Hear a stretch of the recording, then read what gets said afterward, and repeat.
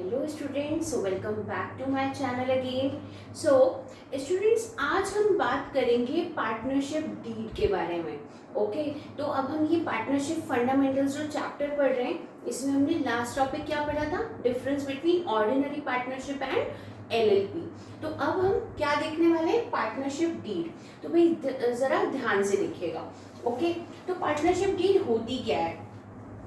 तो ये एक रिटन डॉक्यूमेंट होता है। ओके अब कैसा रिटन डॉक्यूमेंट होता है भाई? तो इसमें आप सारी अपनी जितनी भी पार्टनरशिप आप जिसके साथ कर रहे हैं, ओके उन सबसे कंसेंट लेकर के एक टर्म्स एंड कंडीशंस लिखते हैं।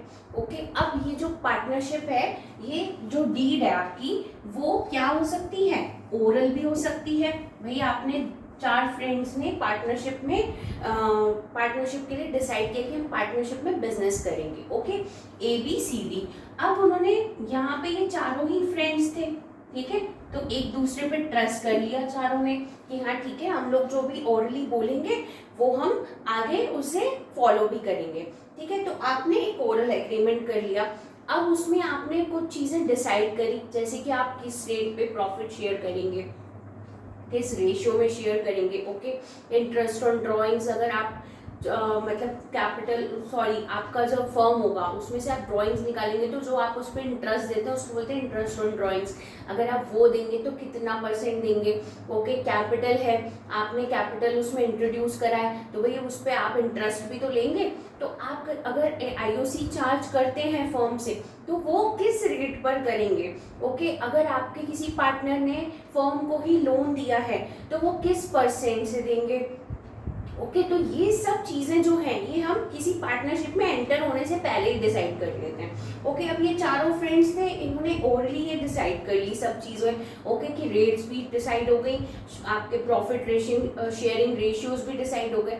तो अब ये लॉ तो नहीं बोल रहा कि आप इसे रिटर्न में बनाइए। ठीक है, आपने ये पढ़ा था कि ऑर्डिनरी पार्टनरशिप में अग्रीमेंट आपका ऑप्शनल होता है। ओके तो अब लॉ हमें कुछ नहीं कह रहा, तो इसलिए हमने ओरली ही सब कुछ डिसाइड कर लिया। पर बाद में क्या हुआ कि इसमें से जो भी हमने टर्म्स एंड कंडीशंस लगाई थी उसमें से ए जो है वो डिनाई कर गया। इसने कहा कि भाई मेरा जो प्रॉफिट शेयरिंग रेशियो है ना वो तो 4:3:2:1 करा था और मेरा सबसे ज्यादा प्रॉफिट बनता है। ओके अब ये डिनाई कर गया। अब जो बी सी डी है, क्या इनके पास कोई भी रिटर्न में प्रूफ है इस बात का कि जो ए बोल रहा है वो गलत है, ओके वो रॉन्ग है? तो नहीं है प्रूफ। तो इन सब चीजों को अवॉइड करने के लिए, इस मिसअंडरस्टैंडिंग को अवॉइड करने के लिए हम क्या करते हैं? एक रिटर्न एग्रीमेंट साइन करते हैं।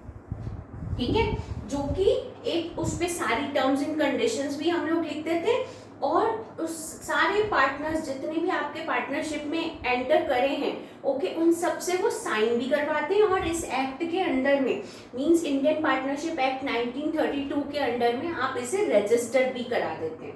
तो वो क्या हो गया, आपके लिए एक एविडेंस का काम करेगा। रिटन डॉक्यूमेंट है, आप उसे कहीं भी लगा सकते हैं, तो वो क्या हो गया आपके लिए? एक एविडेंस हो जाता है। ओके तो इसे हम जब ये प्रॉब्लम्स, ये जो कॉन्फ्लिक्ट्स हैं, इनको अवॉइड करने के लिए जब हम कोई भी रिटन एग्रीमेंट साइन करते हैं तो वो क्या होता है? आपका पार्टनरशिप डीड। आई होप कि आपको इतना इजीली समझ आ गया। ओके और हम पार्टनरशिप डीड को और क्या कहते हैं? Articles of partnership. ओके तो अगर आपके ये क्वेश्चन बहुत आता है आपके एग्जाम्स में कि पार्टनरशिप डीड को आप और क्या कहते हैं, तो आप क्या कहेंगे? Articles of partnership. ओके अब हम पढ़ेंगे कि पार्टनरशिप डीड में आपके क्या क्या पॉइंट्स पे आप अग्रीमेंट साइन करते हैं। Okay so let's start. Okay now the partnership deed should be contain this following points. Okay so अब भाई ये points जो हैं ये बहुत important points होते हैं हमारी पार्टनरशिप डीड में। तो कुछ और भी होंगे बट अभी हम ये मोस्ट इंपॉर्टेंट पॉइंट्स को यहाँ पे डिस्कस करने वाले हैं। तो लेट्स स्टार्ट।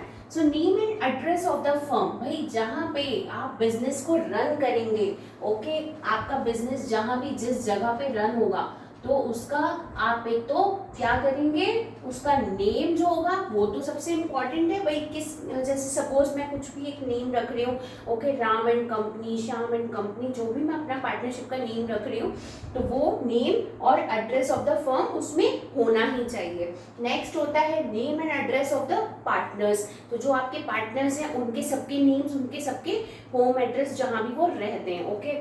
और थर्ड क्या हो गया, type and nature of the business, भाई आप किस तरीके का बिजनेस कर रहे हैं, आपका बिजनेस जो है उसका नेचर क्या है, तो ये सब आपको उसमें मेंशन करना पड़ता है, okay. Now fourth is amount of capital to be introduce by each partner, भाई हर partner same amount of capital तो इंट्रोड्यूस नहीं कर पाते, okay, so each have different capability to introduce, तो हर किसी का अपना अपना एक अमाउंट हो गया।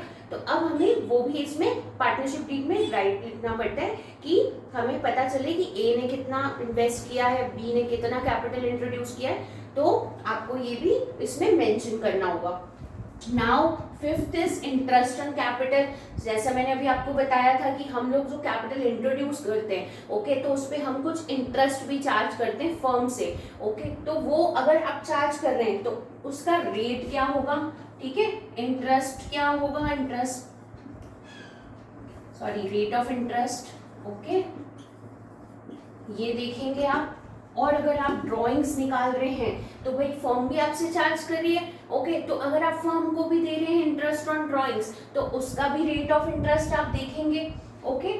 और आप अगर ड्राइंग्स ले रहे हैं तो हर पार्टनर का पहले से डिसाइडेड होता है कि वो इतना ड्रॉ कर सकता है हर मंथ, ओके, तो आपकी एक फाइनेंशियल ईयर में हमें प्रॉपर जो एक अमाउंट होता है, पर्टिकुलर अमाउंट होता है, वो उसमें मेंशन होता है कि हर साल आप इतना अमाउंट ड्रॉ कर सकते हो अपने बिजनेस से, तो वो भी आपका उसमें मेंशन होगा कि कितना पार्टनर, हर पार्टनर कितनी कितनी ड्राइंग्स कर सकता है, ओके। अब आपकी प्रॉफिट शेयरिंग रेशियो की बारी आती है। ये तो भाई सबसे ज़्यादा इंपॉर्टेंट पॉइंट है, ठीक है, कि आपके जो भी प्रॉफिट्स होंगे, आपके प्रॉफिट जितने भी जनरेट करेगा आपका फर्म, ओके, तो उसको आप किस रेशियो में शेयर करेंगे among all the partners. Now salary, कितना कितना सैलरी मिलेगा हर पार्टनर को, ओके, ड्राइंग्स बेटा अलग होता है, सैलरी इज डिफरेंट, ओके, तो सैलरी तो आपको पर्टिकुलर मिलता ही है, पर ड्राइंग्स में जब आपको कोई पर्सनल नीड आ जाती है तो आप कितना उसमें से निकाल सकते हैं अपने बिजनेस से, अपने पर्सनल फंड, अपने पर्सनल पेमेंट्स के लिए, ठीक है, तो ये हमारी ड्राइंग्स हो जाती है। नेक्स्ट है accounting period of the firm. अब भाई अकाउंटिंग पीरियड क्या आपका हाफ ईयरली भी हो सकता है, कुछ हाफ ईयरली में भी इसके अकाउंट्स मेंटेन करते हैं, तो कुछ क्या करते हैं एनुअली भी करते हैं,